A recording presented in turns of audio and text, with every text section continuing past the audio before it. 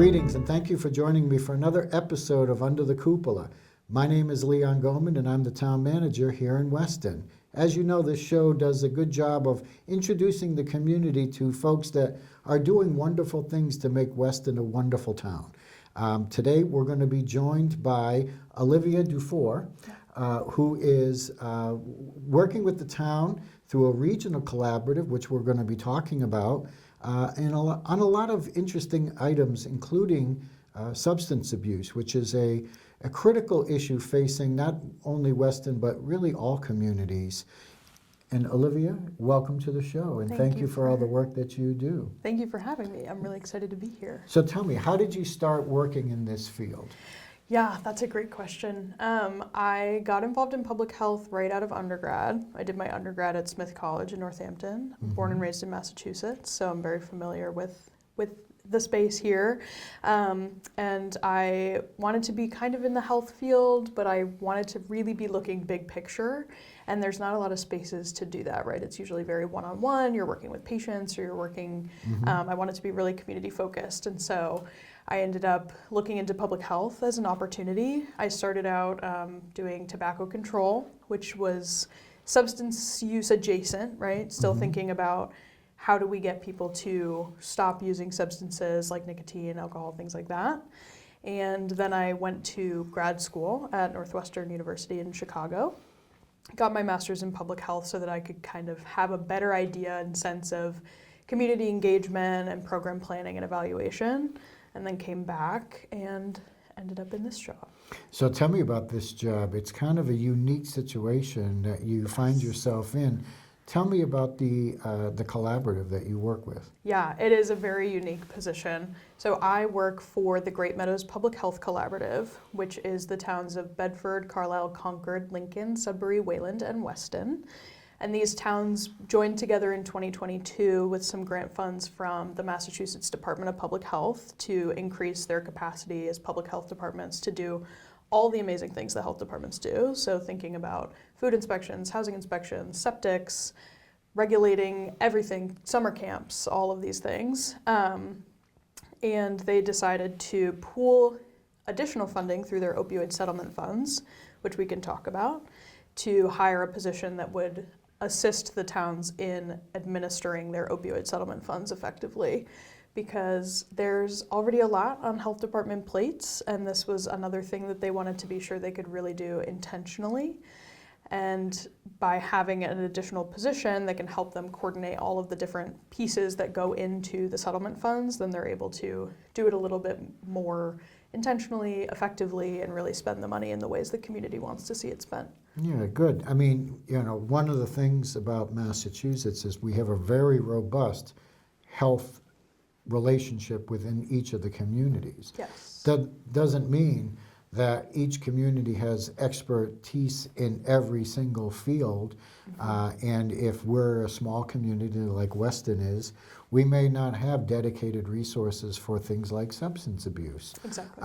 Which, you know, now because of some of these settlement funds, we now have access to, and we're able to get some of that expertise, and that's where you come in. Yes, exactly. So tell me about the opioid settlement funds from your perspective. Yes, so the opioid settlement funds are the result of a nationwide settlement or lawsuit, collection of lawsuits against a variety of pharmaceutical companies, pharmacies, pharmaceutical distributors. So companies like Walmart, CVS, Walgreens, like household names are a part of these lawsuits.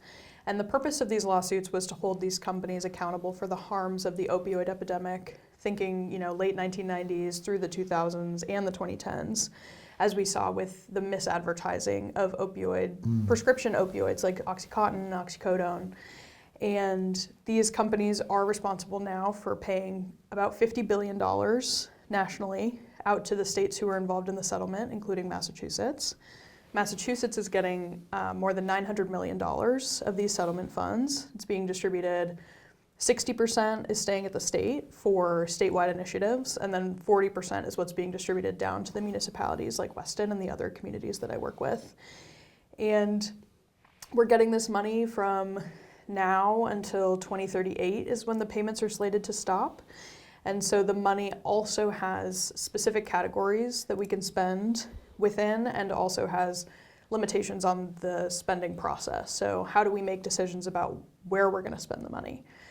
And a big part of that is making sure that we have community voice included, particularly of those who have some type of lived and living experience with the opioid epidemic, in order to spend that money on things that the community really needs the money to be spent on.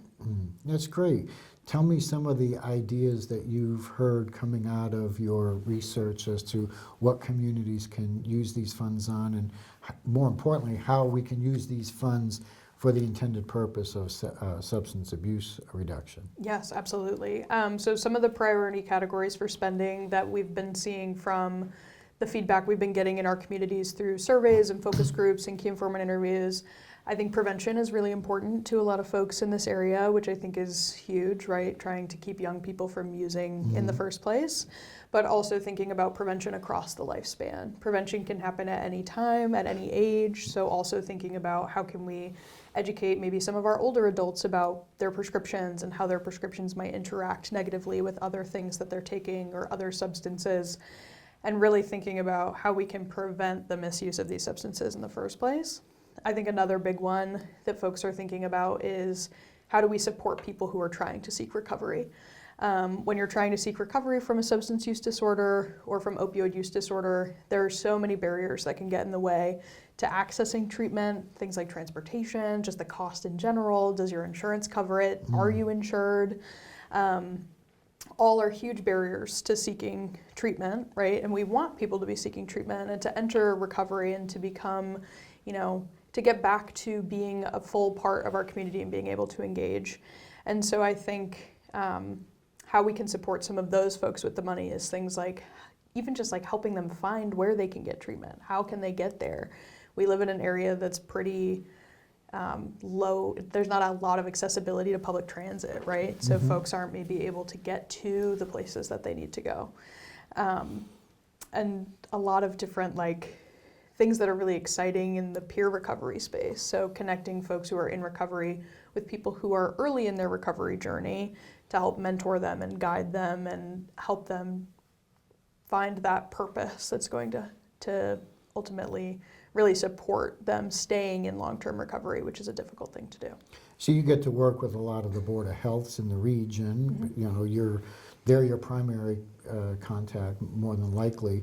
But it sounds like you have some direct contact with actual individuals, members of the community. That must be very rewarding for you. Yeah, no, I really do love it.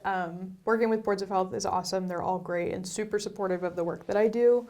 But it really is when we're able to get in touch with community members, when we've been doing these focus groups with people who have supported a loved one through their recovery or who have lost a loved one to overdose, and being able to talk with them about what do you wish that you had when you were going through that.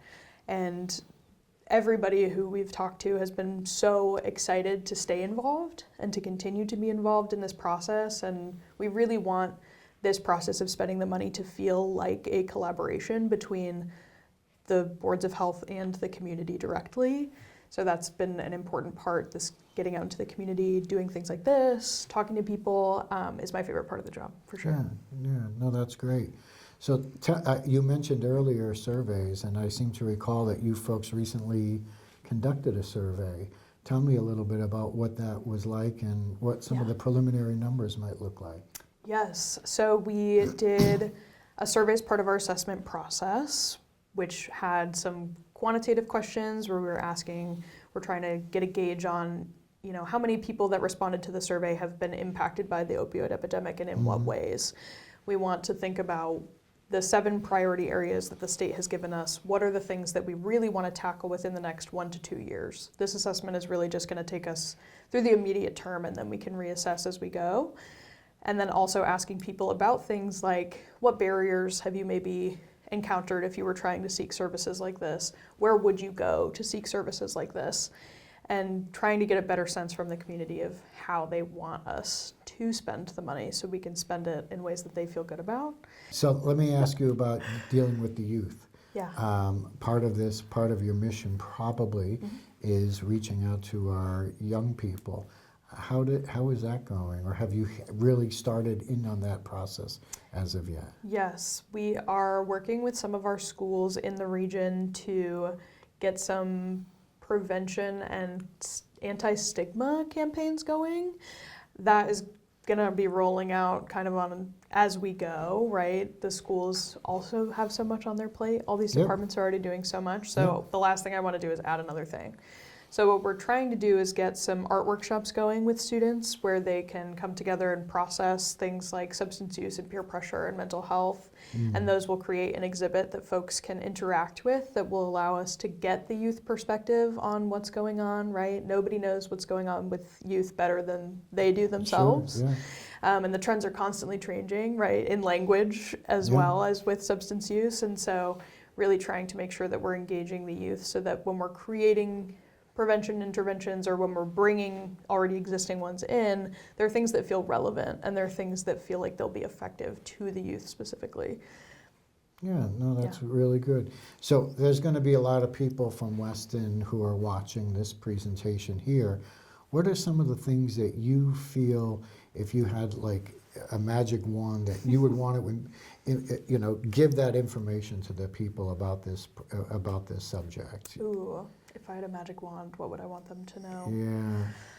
I think what I really want communities to know is that this money is here and that we want to hear from you and we want to know what you want to spend the money on. So if people have ideas, So if people have ideas, you reach can out. contact me, you can reach out.